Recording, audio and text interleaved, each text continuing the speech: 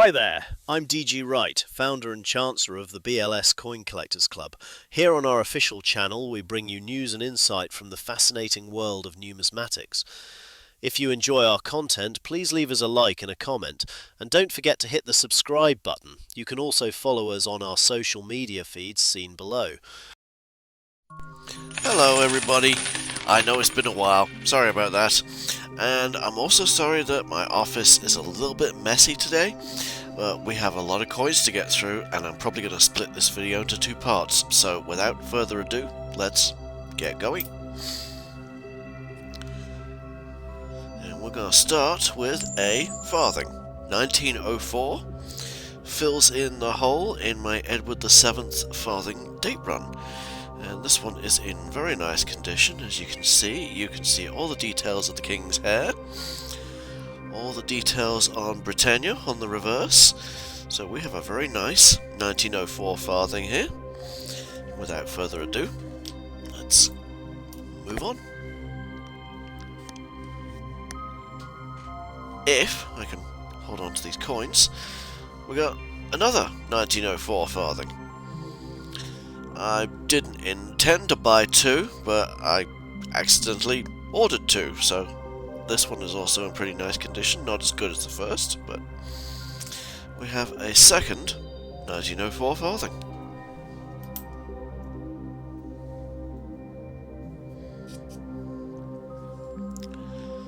Not as good condition, still reasonable though, you can make out most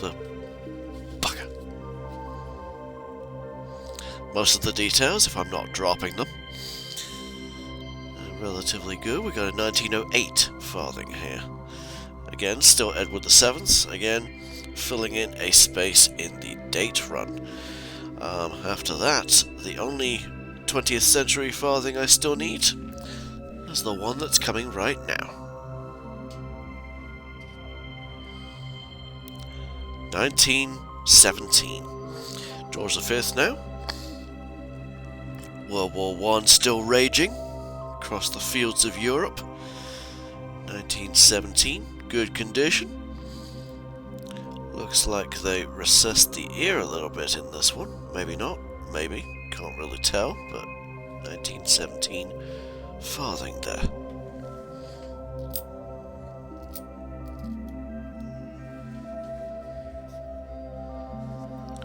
Next up, 1918. This one looks a little brighter than the previous one, and there is a reason for that. Between 1897 and 1917, all the farthings were artificially darkened at the Royal Mint, because their size might confuse them for the half-sovereign which was still being issued. Obviously the Mint didn't want people passing off bright, uncirculated farthings as half-sovereigns, so they started artificially darkening them for the space of 20 years until the half-sovereign stopped being issued.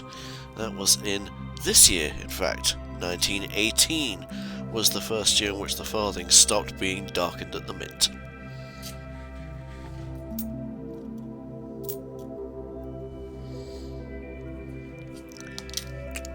I am dropping them all today. What's up with that? 1920. Pretty worn, a little bit corroded on this side, but I bought a job lot of farthings, 10 of them I believe, and this was one of them. The 1918 was another, so this is 1920. Treaty of Versailles, end of the post-war, and the British Empire at its maximum extent.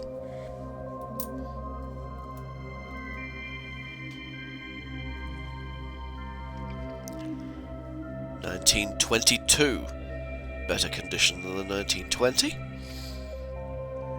1922 was the first year in which the possibility of modifying the king's portrait was first floated. They didn't create the modified effigy yet, but they wanted to stop the ghosting on the reverse of the pennies and halfpennies.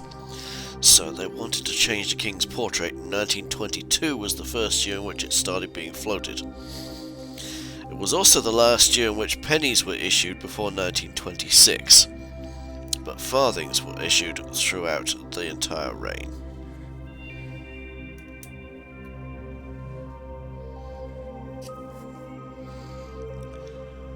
$1927. Very nice condition there.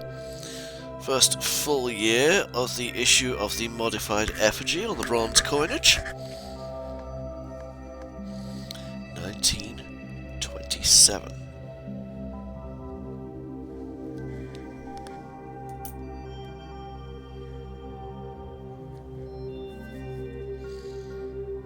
$1929. The year after the smaller portrait or small head was introduced on the pennies. As you can see, the full-size portrait was still in use on the farthings, presumably because the problem of ghosting didn't affect the farthings.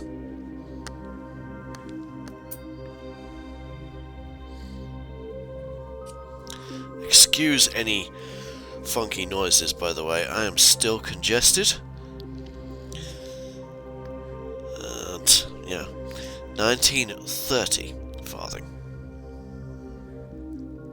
1930, a little bit of discoloration, but in pretty good condition. The farthings after about 1925 seem to show up in better condition than beforehand. Probably because their value was decreasing, their purchasing power, and people were holding on to them more. And that one falls.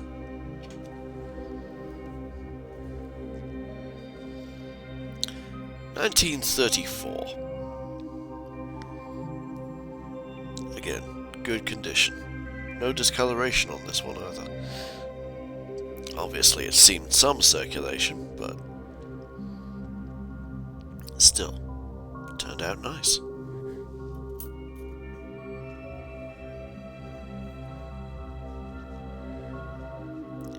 $1936. Last year of the reign of George V. In fact, the king died in January, so most, if not all, of the coins struck during this year would have been struck during the brief reign of Edward VIII before his abdication in December. And last of the farthings, but not least, well, probably least according to purchasing power, 1947. The Wren reverse design was adopted in 1937, originally for the pattern coinage of Edward VIII and carried over into the reign of George VI. 1947 was the first year in which the silver coinage was replaced by a cupro-nickel alloy. The farthing would continue to be issued until 1956 and would finally be demonetized in 1960. That is all the farthings for today. We got a couple of halfpennies. Very, very worn specimen. 1911, really bad condition, but I did need it to fill in a gap in the halfpenny date run. So here we go, 1911. Now 1911 pennies can have a hollow neck at the back of the king's portrait. You can actually see it here on the halfpenny. It's common on the halfpenny, but on the penny it's very rare. It's called the Gobi X, and you'll want to watch out for those.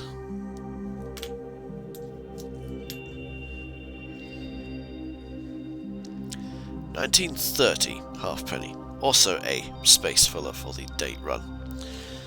Better off than the 1911, but not by very much. You can still tell it is a very worn coin. I will be upgrading these later, just not right now.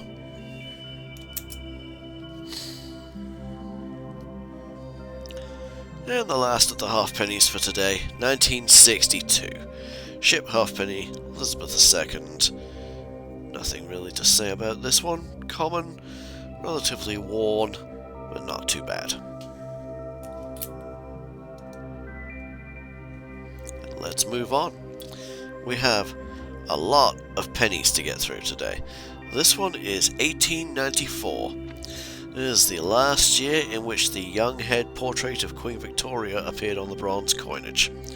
Also known as the bun head, it was revised slightly in 1874 to account for the Queen's aging, but in all essentials the portrait was continued unchanged from 1860 up until 1894.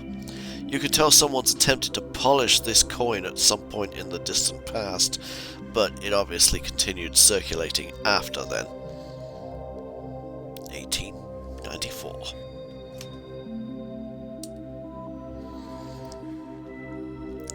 A lot of these are part of a bundle of 25 pennies that I bought. Just 25 random dates. Nothing special, or so I thought until I opened the package. This is an 1895. Very worn, as most of the coins of this vintage are. It would have circulated for another 70 or more years until decimalization in 1971.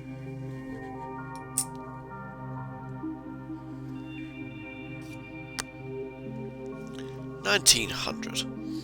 Again, very worn, circulated for 70 years, not as bad as the 1895. For some reason, the 1895 and 1896 seem to turn up more worn than the others. One wouldn't think a year would make that much difference, but apparently it does.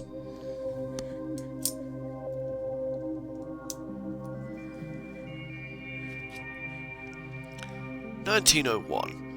Last year of Queen Victoria's reign. She died early in the year, so it's possible that many of the coins struck dated this year were actually struck during the reign of her son, Edward VII, who came to the throne in his 60s, and so only lasted 9 years. And talking of Edward VII, here he is, in all his glory, on this 1903 penny. Now, a 1903 penny, the 3 in the date can appear in 2 different ways. This is the more common so-called closed 3, curls over at both the top and the bottom. Now, the less common open 3, which I don't actually have to show you, the top of the 3 is almost flat and the bottom curls over less. So look out for the open 3 on a 1903 penny.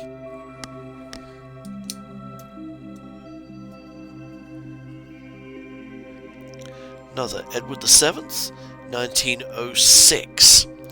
Nothing special about this one. Very worn, almost flat in some places. Parts of the inscription completely missing, but it's still a penny. 1906.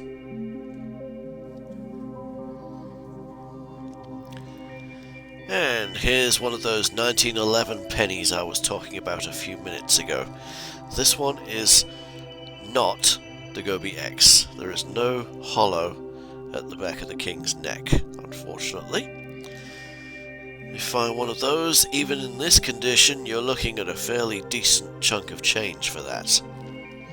But this is a common 1911 penny, first dated year for the coins of George V.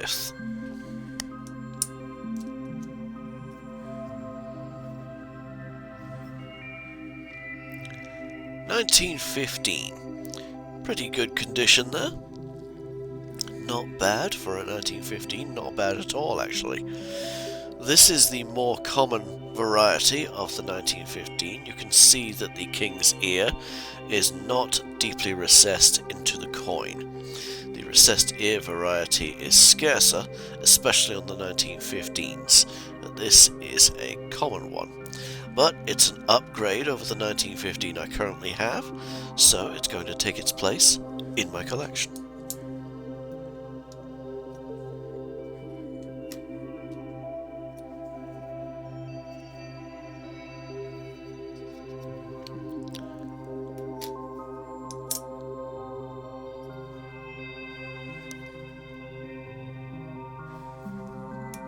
Give me just a moment, sorting through a few here. 1918. common 1918, no mint mark or anything. Very heavily worn. As you can see, the king's mustache has almost disappeared, and so has the top of his ear.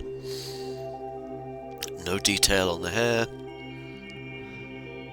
Almost no detail on Britannia's shield. Some of the legend worn away. A very worn 1918, but it has nothing to apologize for. It did its job.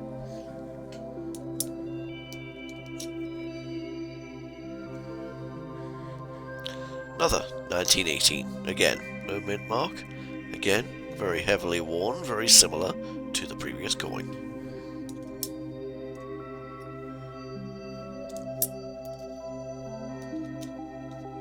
Some of these piles are about to fall over.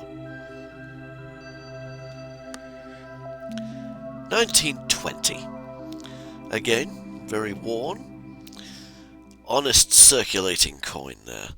1920. Few little stripes there, possibly as a result of alloy funkiness. A lot of the 1920s and 1921s seem to have these little stripes, where the alloy in the bronze has not mixed properly. Not sure why, whether they'd been fiddling with the alloy mix that year, I don't know, but that seems to come up quite often on the 1920 penny.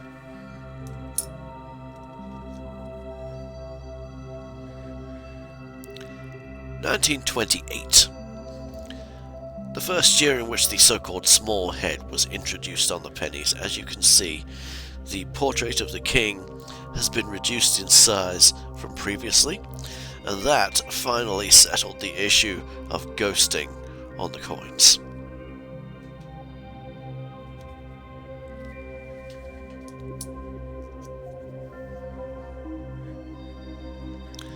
(1936). End of the reign of George V. As I've said before, most of the coins of his reign, if not all of them, were probably struck under the brief reign of his son and successor Edward VIII, who abdicated in December in favour of his brother, George VI.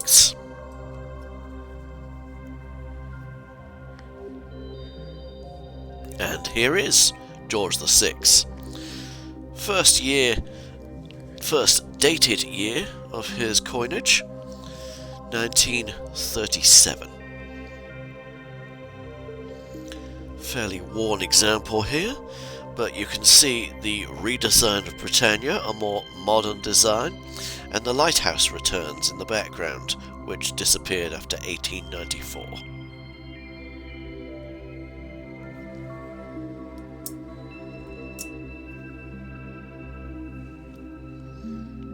Another 1937.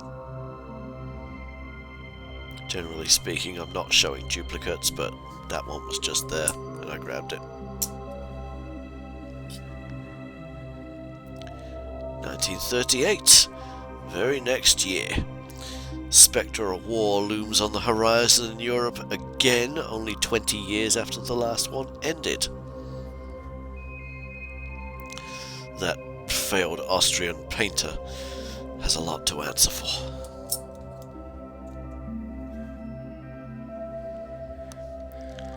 And here is a much nicer 1938. I'm not sure the camera really shows it off properly or does it justice, but what you're seeing is actually some mint luster left on the coin with some toning. This coin's obviously had only a very brief and limited circulation. You can see all the details, for example, on King George's hair there. All the details on the sea, on Britannia's shield, on the robes, everything. This coin has obviously had only a very limited circulation, and I would classify it as extremely fine or even good extremely fine condition. 1939. War breaks out in Europe as Hitler invades Poland. In the meantime, we have this penny. 1939.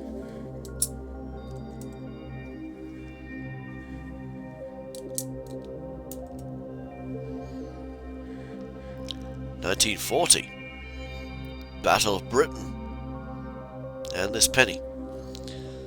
This one is definitely good, extremely fine.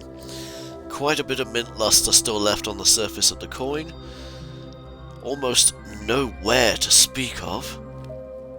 One or two scratches and dings, which might have been from the mint bags. It's possible that this coin is almost uncirculated, but I'm going to classify it as good, extremely fine, because there's no way to tell. There's also a difference between an uncirculated coin and a coin in uncirculated condition, and here I go dropping them. A coin in uncirculated condition is a coin with no wear on it. An uncirculated coin is a coin that has never been put into circulation. A slight distinction, but an important one. 1944. The D-Day landings.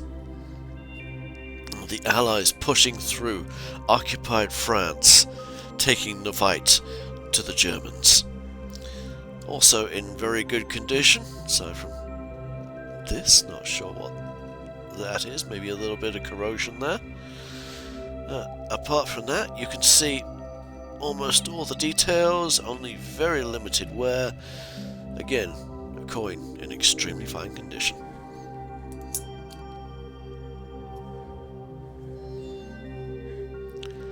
This one is not. This one is, I would say, about fine condition, and someone's tried to make it look better by polishing it. That's a big no-no for coins. You do not polish coins. People can be forgiven for doing that while it's still circulating, but not afterwards, because that ruins its value. You can see all the little scratches from the harsh polishing cloth used. The shine is unnatural. You can tell it's been buffed. Somebody's tried to make this look better than it was, and actually ended up making it looking worse. This one is 1945, end of the war, VE Day, VJ Day, victory celebrations, and the world starts to attempt to rebuild.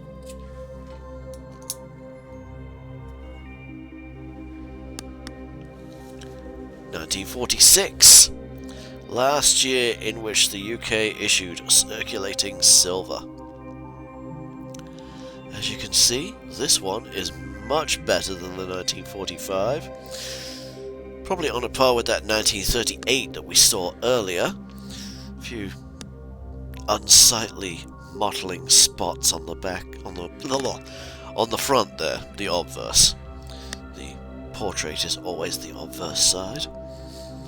But aside from that, very limited wear, very limited circulation, quite a bit of mint luster left.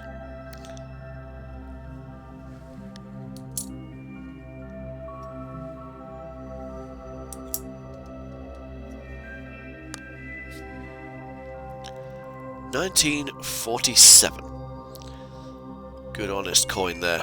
No polishing, not uncirculated, fairly decently worn, probably about fine or good fine condition.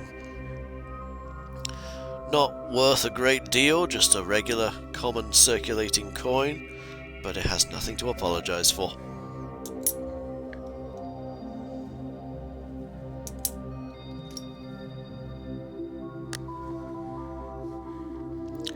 (1961). After a drought of 7 years in which no pennies were issued, 1961 was the first year in which a lot of circulating pennies were minted for Queen Elizabeth II. 1953 was a bit of a curious year.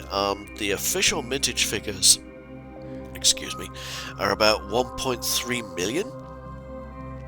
But nobody knows whether that's actually 1.3 million minted for circulation or 1.3 million minted for mint sets. Because officially all the 1953 pennies were mint sets, but they get encountered far too often for that to actually be the case. In any case, this is 1961. No pennies were issued from 1954 to 1960. There is one known example of a 1954 penny.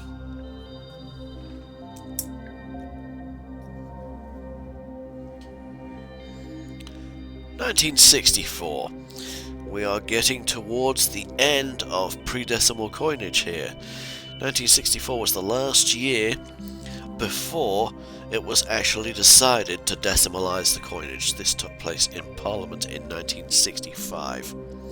So 1964, the last year of issue without the spectre of decimalization.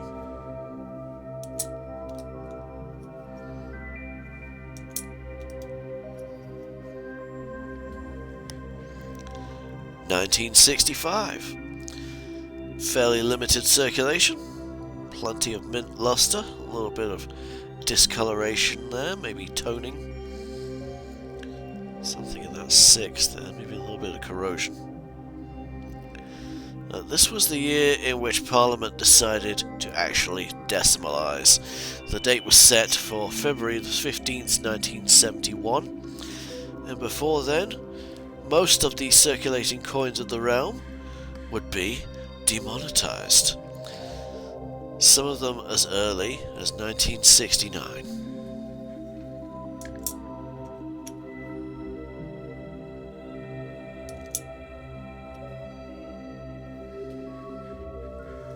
(1967). The last date for circulating pre-decimal coinage. In fact, the shilling stopped being minted in 1966.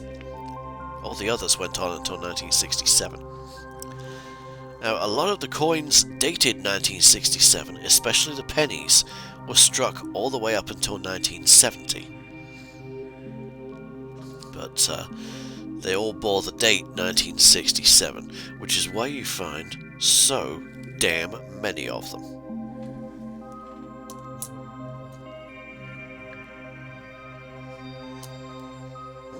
Wobble the camera a bit there, why don't you? Brass threepenny bits. First introduced in 1937. This one is from 1941, the height of the Second World War. Fairly heavily worn. It's been around the block a few times.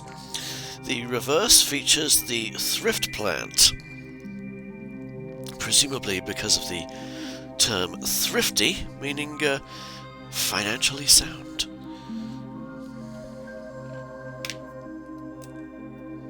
Or making good financial decisions.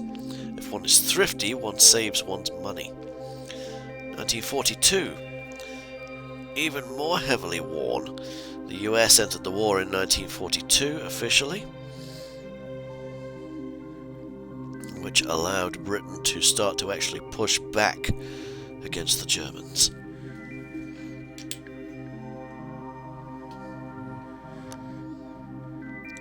(1943). Not as badly worn, this one. Maybe a little worse on the obverse than the reverse.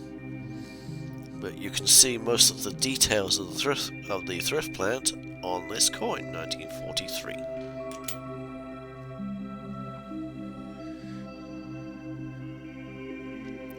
(1944). A little bit of corrosion there.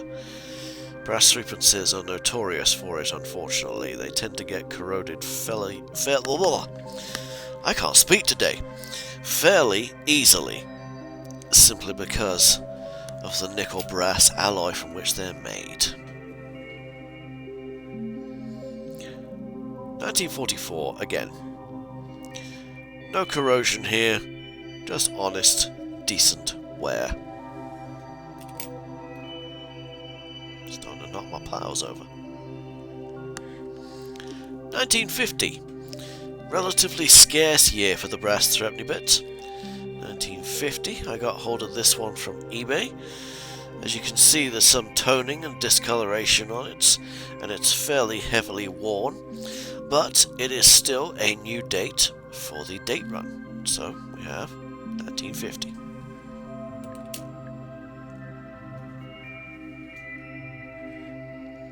(1956). Queen Elizabeth II's threepenny bits.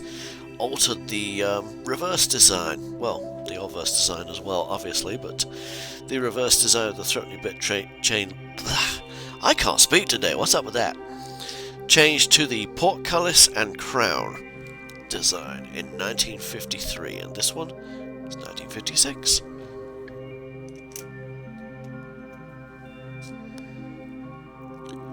$1960.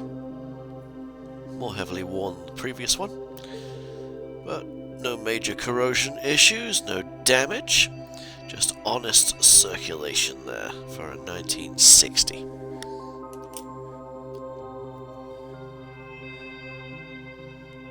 $1961, the year in which the pennies were issued again after a 7-year drought. Certainly bits were being issued the whole time, of course. 1961.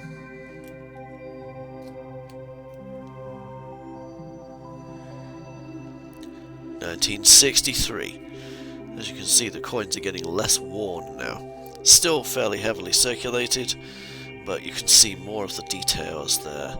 Let me zoom in a bit. You can see more details on the Queen's hair and the wreath.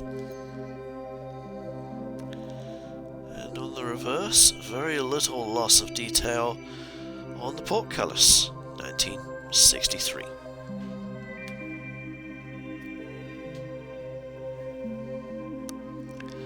$1966. It's got some mint luster on this one. This one is a pretty nice piece.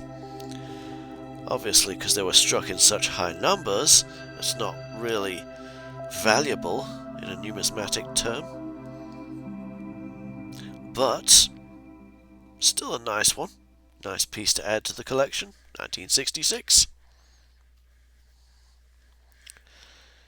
And finally, 1967. Always crops up. You gotta have a 1967. Shiny. Very shiny. Very limited circulation there. A little bit of toning. Possibly corrosion there, but not much. But very little wear. 1967. And that's gonna be about it for today's video. I have a lot more to show off, but that will be next time around. But before we go, something extremely special. Silver 3p, 1686. King James II. This is the very first coin I've ever had in my collection of King James II. Jacobus II Dei Gratia Magbra Fra et Hib Rex. King of Great Britain, France, and Ireland, by the grace of God. There's a Roman numeral 3 crowned, 1686. I bought this for $20-something off eBay, and that, in my opinion, was a hell of a bargain. We got us a 1686 silver threepenny bit. Something very special to show off at the end of the video. So, I hope you enjoyed seeing all these coins. We're going to be back next time with the rest of the little hoard that I've accumulated in my absence. And I will see you then. Until then, don't forget to follow us on our social media, on Twitter, Blue Sky, our subreddit, join our forums, and don't forget to I'll get there in the end. Don't forget to leave us a like and hit that subscribe button, and I'll see you next time.